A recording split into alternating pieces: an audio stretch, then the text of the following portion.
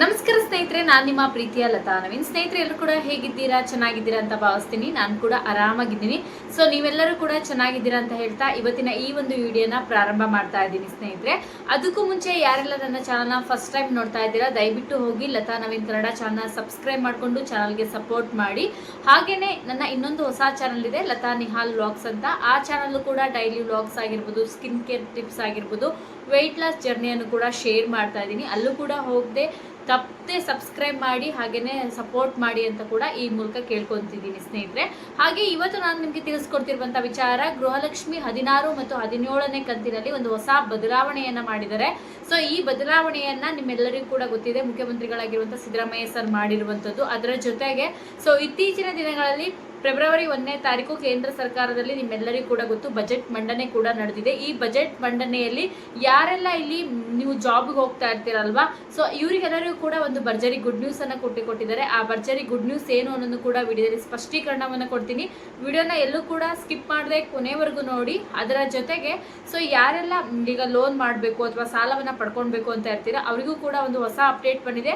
ಅವರಿಗೂ ಕೂಡ ಒಂದು ಗುಡ್ ನ್ಯೂಸ್ ಇದೆ, ತಪ್ಪದೆ ಕೊನೆವರೆಗೂ ನೋಡಿ. ಹಾಗೆ ನನ್ನ ಚಾನಲ್ಗೆ ಹೊಸಬರಾದ್ರೆ ಸಬ್ಸ್ಕ್ರೈಬ್ ಮಾಡ್ಕೊಳ್ಳಿ ಅಂತ ಹೇಳ್ತಾ ಇವತ್ತಿನ ಈ ಒಂದು ವಿಡಿಯೋನ ಪ್ರಾರಂಭ ಮಾಡ್ತಾ ಇದ್ದೀನಿ. ಬನ್ನಿ ಸ್ನೇಹಿತರೆ, ಮೊದಲನೇದಾಗಿ ಹೇಳಬೇಕು ಅಂದ್ರೆ, ಉಚಿತ ಗೃಹಲಕ್ಷ್ಮಿ ಯೋಜನೆ ಅನ್ನೋದು ಬಹಳ ದೊಡ್ಡ ಯೋಜನೆ.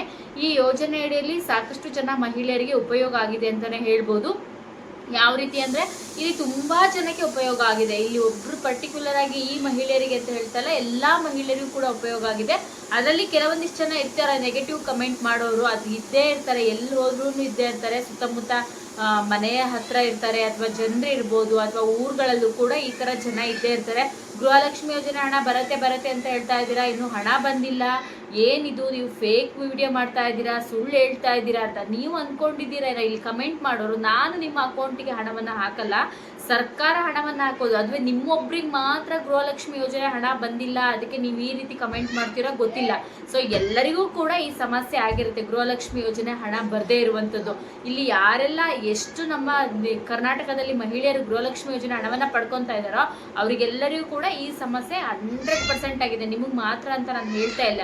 ಸುಮ್ಮನೆ ನೀವು ನೆಗೆಟಿವ್ ಕಮೆಂಟ್ ಮಾಡೋದು, ಬರೀ ಸುಳ್ಳು ಹೇಳ್ತೀರಾ, ಅಥವಾ ಹಣ ಇವತ್ತು ಬರುತ್ತೆ ಅಂತ ಹೇಳ್ತಿದ್ದೀರಾ, ನಾಳೆ ಬರುತ್ತೆ ಅಂತ ಹೇಳಿ ನಾನೇ ನಿಮ್ಮ ಅಕೌಂಟಿಗೆ ಹಣ ಹಾಕೋ ರೀತಿಯಲ್ಲಿ ಮಾತಾಡ್ತೀರಾ. ಸೊ ನಿಮ್ಮನೇಲಿ ಗೃಹಲಕ್ಷ್ಮಿ ಯೋಜನೆ ಹಣವನ್ನ ಪಡ್ಕೊತಾ ಇರ್ತೀರಾ, ಅಥವಾ ನಿಮ್ಮ ಅಕ್ಕ ತಂಗಿಯರು ಪಡ್ಕೊತಾ ಇರ್ತಾರೆ. ಸೊ ಆದ್ರೂ ಕೂಡ ಕಮೆಂಟ್ ಮಾಡೋದು, ಇಲ್ಲಿ ಎಲ್ಲರಿಗೂ ಬಂದ್ಬಿಟ್ಟಿದೆ, ನಿಮಗೆ ಮಾತ್ರ ಹಣ ಬಂದಿಲ್ಲ ಅನ್ನೋ ತರ. ಇಲ್ಲಿ ನಿಮ್ಗೆ ಎಷ್ಟು ಅನಿವಾರ್ಯ ಇದೆಯೋ, ಇಲ್ಲಿ ಕರ್ನಾಟಕದಲ್ಲಿ ಇರುವಂತಹ ಪ್ರತಿಯೊಬ್ಬರು ಮಹಿಳೆಯರು ಯಾರೆಲ್ಲ ಗೃಹಲಕ್ಷ್ಮಿ ಯೋಜನೆ ಹಣವನ್ನು ಪಡ್ಕೊತಾ ಇದ್ದಾರೋ ಅವರಿಗೂ ಕೂಡ ಅಷ್ಟೇ ಅನಿವಾರ್ಯ ಇದೆ, ಅವರಿಗೂ ಕೂಡ ಅಷ್ಟು ತುಂಬಾನೇ ಅವಶ್ಯಕತೆ ಇದೆ. ನಮ್ಗೆ ಹಣ ಬೇಕು, ಯಾವ್ದಕ್ಕಾದ್ರೂ ಸಹಾಯ ಆಗತ್ತೆ ಅಂತ. ಇಲ್ಲಿ ಅವಶ್ಯಕತೆ ಇರೋರು ಸುಮ್ಮನೆ ಇರ್ತಾರೆ ಪಾಪ, ಎಲ್ಲೋ ಅಡ್ಜಸ್ಟ್ ಮಾಡ್ತಾ ಇರ್ತಾರೆ, ಅಥವಾ ನಮ್ಗೆ ಹಣ ಬಂದಿಲ್ಲ ಅಂತ ಮೆಸೇಜ್ ಚೆಕ್ ಮಾಡೋದು, ಅಥವಾ ಬ್ಯಾಂಕಿಗೆ ಹೋಗಿ ವಿಚಾರಿಸೋದು. ಆದರೆ ಇಲ್ಲಿ ಹಣದ ಅವಶ್ಯಕತೆ ಇರಲ್ಲ ಅಂತ ಹೇಳಲ್ಲ ನಾನು.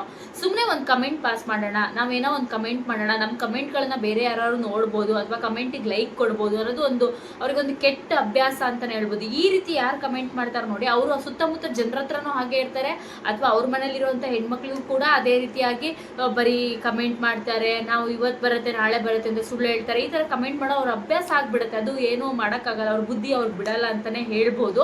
ಅದ್ರ ಬಗ್ಗೆ ನನ್ನ ತಲೆನೇ ಕೆಡಿಸ್ಕೊಳ್ಳಲ್ಲ. ನೀವು ಎಷ್ಟಾರು ಕಮೆಂಟ್ ಮಾಡಿ, ಕಮೆಂಟ್ ಮಾಡೋಕ್ಕೆ ಚಾರ್ಜ್ ಆಗಲ್ಲ ಅಲ್ವಾ, ಅದಕ್ಕೆ ನೀವು ಕಮೆಂಟ್ ಮಾಡ್ತೀರಾ. ಕಮೆಂಟ್ ಮಾಡೋದಕ್ಕೆ ಏನಾದ್ರು ಚಾರ್ಜ್ ಆಗೋದಾಗಿದ್ರೆ ಡೆಫಿನೆಟ್ಲಿ ನೀವು ಕಮೆಂಟ್ ಮಾಡ್ತಿರ್ಲಿಲ್ಲ ಅನ್ನೋದು ನನಗೆ ಗೊತ್ತು.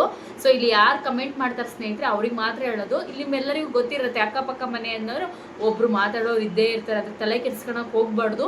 ಇಲ್ಲಿ ಗೃಹಲಕ್ಷ್ಮಿ ಹಣ ತುಂಬಾ ಅವಶ್ಯಕತೆ ಇದೆ. ನಿಮ್ಮೆಲ್ಲರಿಗೂ ಕೂಡ ಗೊತ್ತು, ಡಿಸೆಂಬರ್ 22ಕ್ಕೆ ಬರುತ್ತೆ ಅಂದ್ರು, ಡಿಸೆಂಬರ್ 25ಕ್ಕೆ ಬರುತ್ತೆ ಅಂದ್ರು, ಆಮೇಲೆ ಜನವರಿ ಸಂಕ್ರಾಂತಿ ಹಬ್ಬದ ಟೈಮಲ್ಲಿ ಬರುತ್ತೆ ಅಂದ್ರು. ಈಗ ಆಲ್ರೆಡಿ ನಿಮ್ಮೆಲ್ಲರಿಗೂ ಕೂಡ ಗೊತ್ತು, ಫೆಬ್ರವರಿ ತಿಂಗಳು ಕೂಡ ಬಂದಾಗೋಯ್ತು, ಇನ್ನೂ ಕೂಡ ಗೃಹಲಕ್ಷ್ಮಿ ಯೋಜನೆ ಹಣ ಬಂದಿಲ್ಲ. ಇತ್ತೀಚಿನ ದಿನಗಳಲ್ಲಿ ಸ್ವತಃ ಲಕ್ಷ್ಮಿ ಹೆಬ್ಬಾಳ್ಕರ್ ಅವರಿಗೆ ಆಕ್ಸಿಡೆಂಟ್ ಆಗುತ್ತೆ, ಅವರು ಸ್ವಲ್ಪ ಹೆಲ್ತ್ ಇಶ್ಯೂ ಅಲ್ಲಿ ಬೆಡ್ ರೆಸ್ಟ್ ಮಾಡ್ತಾ ಇರ್ತಾರೆ. ಈಗ ನಿಮ್ಮೆಲ್ಲರಿಗೂ ಕೂಡ ಗೊತ್ತು, ಸಿದ್ದರಾಮಯ್ಯ ಸರ್ಗೂ ಕೂಡ ಸ್ವಲ್ಪ ಹೆಲ್ತ್ ಇಶ್ಯೂ ಆಗಿದೆ. ಅವರೂ ಕೂಡ ಹೆಲ್ತ್ ಇಶ್ಯೂ ಇರೋ ಕಾರಣಕ್ಕೋಸ್ಕರ ಈ ಗೃಹಲಕ್ಷ್ಮಿ ಯೋಜನೆ ಹಣ ಡಿಲೇ ಆಗ್ತಿರೋದು. ಯಾಕಂದ್ರೆ ಮುಖ್ಯಮಂತ್ರಿಗಳ ಸೈನ್ ಬೇಕಾಗುತ್ತೆ, ಹಾಗೇನೆ ಮಹಿಳಾ ಮತ್ತು ಮಕ್ಕಳ ಕಲ್ಯಾಣ ಇಲಾಖೆ ಸಚಿವರಾಗಿರುವಂಥ ಲಕ್ಷ್ಮಿ ಹೆಬ್ಬಾಳ್ಕರ್ ಸೈನ್ ಕೂಡ ಬೇಕಾಗಿರುತ್ತೆ. ಇದೆಲ್ಲ ಕಾರಣಕ್ಕೋಸ್ಕರ ಡಿಲೇ ಆಗ್ತಾ ಇರೋದು.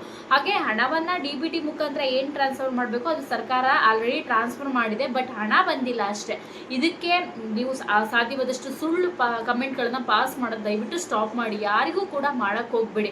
ಯೋಜನೆಗಳನ್ನ ಎಲ್ಲೂ ಕೂಡ ಕ್ಯಾನ್ಸಲ್ ಮಾಡಿಲ್ಲ. ಅದು ಯಾಕೆ ಹಂಗೆ ಮಾತಾಡ್ತಿರೋ ಗೊತ್ತಿಲ್ಲ, ಅಥವಾ ನೀವೇ ಮುಖ್ಯಮಂತ್ರಿಗಳಾದ ಥರ ಮಾತಾಡ್ತೀರಾ.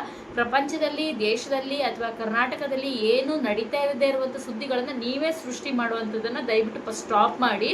ನಿಮಗೆ ಮಾತ್ರ ಗೃಹಲಕ್ಷ್ಮಿ ಯೋಜನೆ ಹಣ ಸ್ಟಾಪ್ ಆದಾಗ ಮಾಡ್ತೀರಾ, ಇಲ್ಲಿ ಯಾರಿಗೂ ಬಂದಿಲ್ಲ ಹಣ. ಹಾಗೆ ಎಷ್ಟೋ ಜನರಿಗೆ ಈ ಹಣದಿಂದ ಸಾಕಷ್ಟು ಉಳಿತಾಯವನ್ನು ಮಾಡಿದ್ದಾರೆ. ಕೆಲವೊಂದು ಚಿಕ್ಕ ಪುಟ್ಟ ಬಿಸ್ನೆಸ್ಗಳನ್ನು ಮಾಡ್ಕೊಂಡಿದ್ದಾರೆ, ಮನೆಗೆ ತೊಗೊಂಡಿದ್ದಾರೆ, ಹಾಗೆಯೇ ಮನೆಗೆ ಸ್ವಲ್ಪ ಮಟ್ಟ ಸಹಾಯ ಮಾಡ್ಕೊಂಡಿದ್ದಾರೆ, ಹಾಗೆಯೇ ಗೋಲ್ಡ್ ಪರ್ಚೇಸ್ ಮಾಡಿದ್ದಾರೆ, ಮಕ್ಕಳು ಫೀಸ್ ಕಟ್ಟಿದ್ದಾರೆ, ಆಮೇಲೆ ಹೆಲ್ತ್ ಇಶ್ಯೂ ಆಗಿರ್ಬೋದು, ಮಕ್ಕಳು ಜೊತೆಗೆ ಟ್ಯಾಬ್ಲೆಟ್ ಖರ್ಚುಗಳಿಗಾಗಿರ್ಬೋದು. ಈಗ ನೋಡ್ತಾ ಇರ್ತೀರಾ, ಅಜ್ಜ ಅಜ್ಜಿ ಇಬ್ಬರೇ ಇರ್ತಾರೆ, ಪಾಪ ಅವರಿಗೆ ಒಂದು 2,000 ರೂಪಾಯಿ ಬರೋದ್ರಿಂದ ಅವ್ರಿಗೆ ತುಂಬಾ ಹೆಲ್ಪ್ಫುಲ್ ಆಗಿದೆ. ಅವ್ರು ಕೇಳ್ತಾರೆ 2,000 ರೂಪಾಯಿ ಯಾವಾಗ ಬರುತ್ತೆ, ಇನ್ನೂ ಬಂದಿಲ್ಲಲ್ಲ ಅಮ್ಮ ಅಂತ. ಅವಾಗ ಬೇಜಾರಾಗುತ್ತೆ, ಯಾಕಂದರೆ ಕೆಲಸ ಕೂಡ ಹೋಗೋಕ್ಕಾಗಲ್ಲ. ಕೆಲವೊಂದಿಷ್ಟು ಜನ ಮಕ್ಕಳು ಕೂಡ ಅಪ್ಪ ಅಮ್ಮ ನೋಡ್ಕೊತಾ ಇರಲ್ಲ. ಅವ್ರಿಗೆ 2,000 ರೂಪಾಯಿ ತುಂಬಾ ಇಂಪಾರ್ಟೆಂಟು. ಪೆನ್ಷನ್ನು ಅಥವಾ 2,000 ರೂಪಾಯಿ ಅಥವಾ ಅಕ್ಕಪಕ್ಕದವ್ರು ಕೊಡೋದ್ರಿಂದ ಅವ್ರು ಸ್ವಲ್ಪ ಜೀವನವನ್ನು ಸಾಗಿಸ್ತಾ ಇರ್ತಾರೆ. ಅವರಿಗೆಲ್ಲ ಅನಿವಾರ್ಯ ಇದೆ. ಈ ಥರ ಸುಳ್ಳು ಕಮೆಂಟ್ ಮಾಡೋರಿಗೆ ಖಂಡಿತ ಅನಿವಾರ್ಯ ಇದೆ ಅಂತ ನಾನು ಹೇಳಲ್ಲ. ಪಾಪ ಇವರಿಗೋಸ್ಕರನಾದ್ರು ಗೃಹಲಕ್ಷ್ಮಿ ಯೋಜನೆ ಹಣ ಬೇಗ ರಿಲೀಸ್ ಮಾಡಬೇಕು ಅಂತ ಹೇಳ್ತೀನಿ. ಈಗ ಫೆಬ್ರವರಿ 10ನೇ ತಾರೀಕು ಒಳಗಡೆ ಗೃಹಲಕ್ಷ್ಮಿ ಯೋಜನೆ ಹಣವನ್ನು ರಿಲೀಸ್ ಮಾಡ್ತಾರೆ ಅಂತ ಹೇಳಿದ್ದಾರೆ. ಅದನ್ನು ಆದಷ್ಟು ಕಾದು ನೋಡಬೇಕು, ಆದಷ್ಟು ಬೇಗ ಬರಲಿ. ಹಾಗೆಯೇ ಒಟ್ಟಿಗೆ 4,000 ಹಣ ಕೂಡ ಜಮಾ ಆಗುತ್ತೆ ಅಂತ ಸ್ಪಷ್ಟೀಕರಣವನ್ನು ಕೊಟ್ಟಿದ್ದಾರೆ. ದಯವಿಟ್ಟು ಕಾದು ನೋಡಿ. ಹಾಗೆ ಒಂದೇ ಸರಿ 4,000 ಬರಲ್ಲ. ಇವತ್ತು 2,000 ಬಂದರೆ ಇನ್ನೊಂದು 2 ಡೇಸ್ ಬಿಟ್ಟು 2,000 ಬರುವಂಥದ್ದು ಸ್ನೇಹಿತರೆ. ಅದು ಎಲ್ಲರಿಗೂ ಗೊತ್ತಿರುವಂಥ ವಿಚಾರ.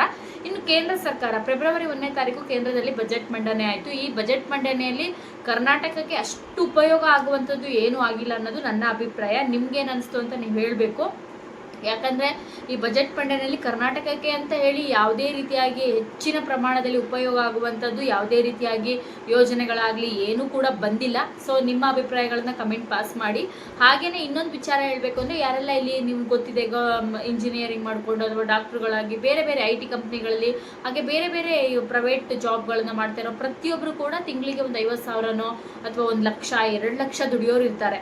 ಆದರೆ ಮುಂಚೆ ಏನಿತ್ತು ಅಂದರೆ, ವರ್ಷದ ಆದಾಯ ಯಾರು ಗೌರ್ಮೆಂಟ್ ಜಾಬ್ ಬಿಟ್ಟು ಇಲ್ಲಿ ಯಾರು ಪ್ರೈವೇಟ್ ಕಂಪ್ನಿಗಳಲ್ಲಿ ಕೆಲಸವನ್ನು ಮಾಡ್ತಾ ಇರ್ತಾರೋ ಅಥವಾ ಬೇರೆ ಓನ್ ಬಿಸ್ನೆಸ್ ಮಾಡ್ತಾ ಇರ್ತಾರೆ, 7 ಲಕ್ಷಕ್ಕಿಂತ ಈ ವರ್ಷದ ಆದಾಯ ಜಾಸ್ತಿ ದುಡಿದ್ರೆ ಅವರು ಸ್ಯಾಲ್ರಿಯನ್ನು ಪಡ್ಕೊತಾ ಇದ್ರೆ, ವರ್ಷದ ನಾನು ಹೇಳ್ತಿದ್ರು ತಿಂಗಳಿಂದಲ್ಲ, 7 ಲಕ್ಷಕ್ಕಿಂತ ಜಾಸ್ತಿ ದುಡಿದ್ರೆ ಅವರು ತಿಂಗಳಿಗೆ ವರ್ಷಕ್ಕೆ ಇಷ್ಟು ಅಂತ ಟ್ಯಾಕ್ಸನ್ನು ಪೇ ಮಾಡಬೇಕಾಗಿದೆ.